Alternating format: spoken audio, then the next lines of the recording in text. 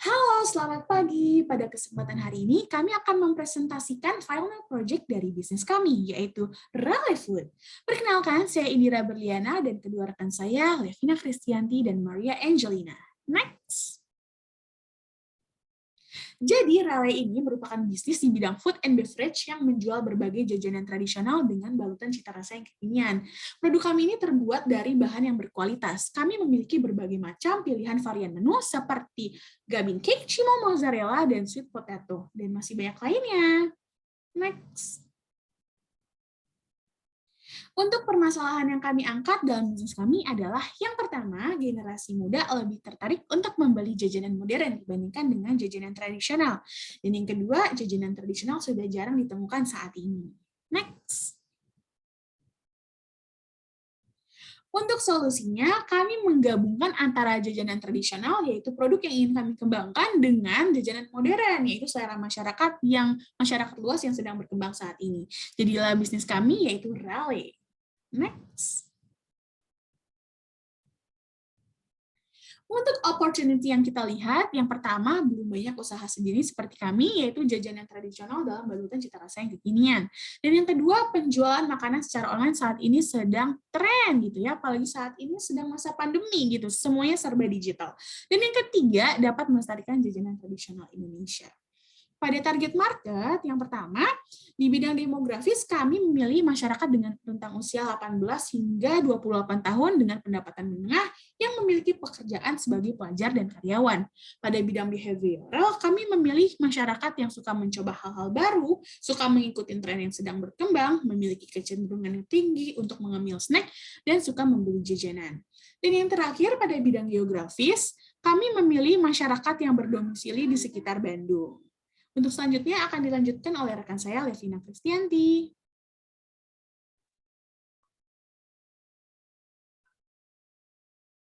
Teknologi. Untuk teknologi, kami menggunakan Instagram. Kami menggunakan Instagram bertujuan untuk memposting informasi mengenai produk, harga, dan cara pengiriman.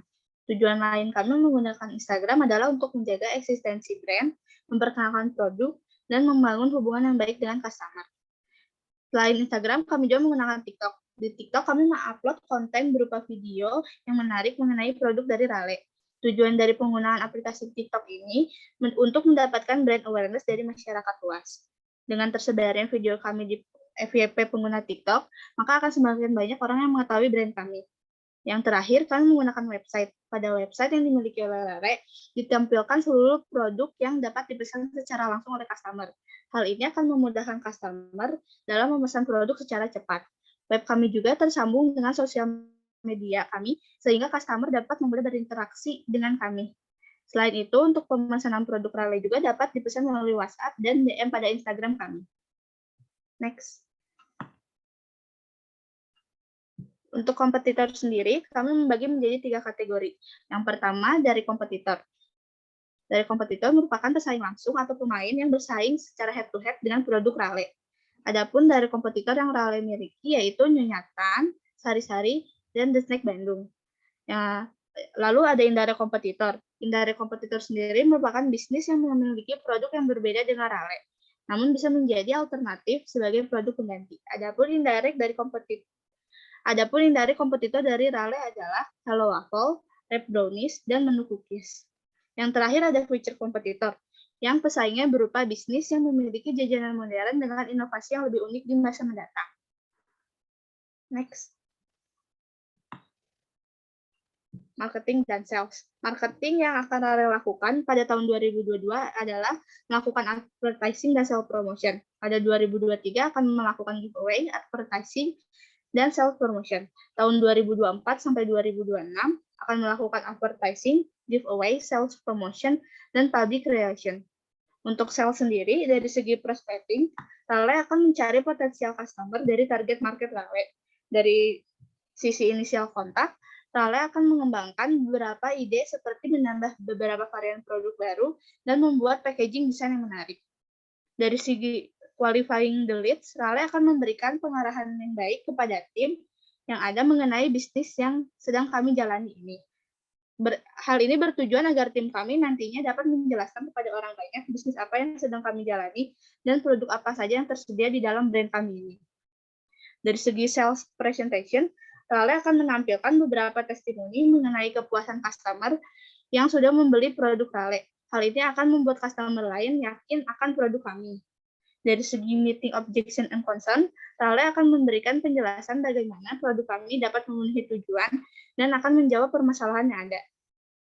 Dari sisi closing the sale, Rale akan membuat customer yang akhirnya melakukan transaksi pembelian dengan memberikan insight mengenai benefit yang mereka rasakan, sehingga customer lain pun akan tertarik untuk membeli produk dari Rale.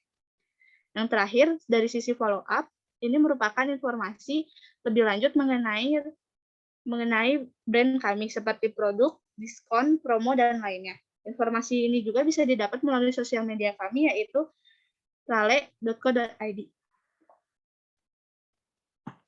Next. Untuk manajemen tim, kami terdiri dari 3 orang.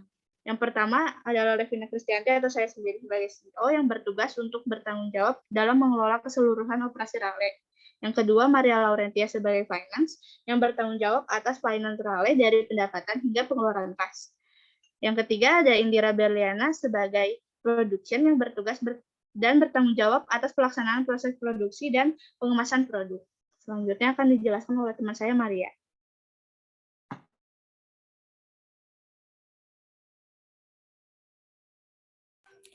Selanjutnya ada financial projection. Rale mengasumsikan proyeksi penjualan pada tahun pertama adalah sebesar Rp22.035.000. Namun, dalam tahun pertama diperkirakan Rale akan mengalami kerugian sebesar Rp5.205.275. Rale juga mengasumsikan penjualan akan meningkat sebesar 50% setiap tahunnya.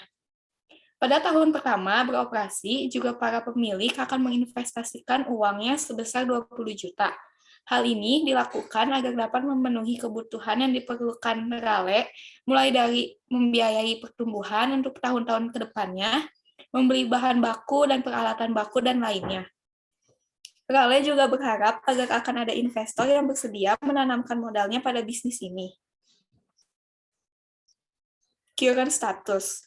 Rale mulai beroperasi pada Juli tahun 2021.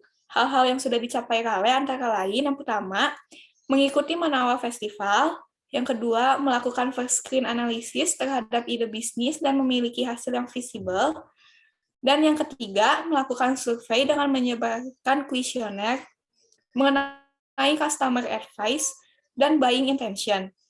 Hal-hal yang ingin dicapai oleh Rale dalam kurun waktu 5 tahun ke depan yaitu 2022 melakukan penjualan pada marketplace dan aplikasi ojek online dan menambah 1 karyawan. 2023 memperbanyak variasi rasa dan produk baru dan menambah 1 karyawan. 2024 memiliki 10 karyawan dan omset 10 juta per bulannya. 2025 membuka toko fisik Rale di Bandung. 2026 memiliki cabang di kota-kota besar lainnya. Selanjutnya ada financial source. Uses of funds. COGS diasumsikan sebesar 50% dari penjualan tahun berjalan. Pembelian bahan baku diasumsikan sebesar 100% dari COGS tahun berjalan. Biaya sewa baru terjadi pada tahun 2025 sebesar 12 juta per tahun dikarenakan perusahaan baru memiliki offline store pada tahun 2025 dan dibayarkan setiap bulannya. Biaya listrik dan air baru terjadi pada tahun 2025 dikarenakan perusahaan baru memiliki offline store sebesar 3 juta. Biaya depresiasi sebesar Rp52.600. Tidak ada bunga pinjaman. Pajak UMKM sebesar 0,5% dari penjualan tahunan. Gaji pegawai mulai terjadi pada tahun 2023 sebesar 3 juta, dan di tahun 2024 menambah 1 karyawan sehingga total pegawai menjadi 2 orang. Biaya transportasi sebesar 500.000, suppliers expense sebesar 150.000. Ada funding source. Rale untuk saat ini memperoleh uang untuk melakukan pendanaan menjalankan bisnis, yaitu berasal dari tabungan pribadi para pendirinya. Kedepannya, agar Rale dapat bertumbuh dalam bisnis ini, pendanaan akan melibatkan investor agar dapat menanamkan uangnya sebagai modal pada brand ini. Untuk Levina sendiri mengeluarkan uang sebesar 10 juta, Indira Berliana sebesar 5 juta, dan saya sendiri, Maria, mengeluarkan uang sebesar 5 juta, sehingga total menjadi 20 juta.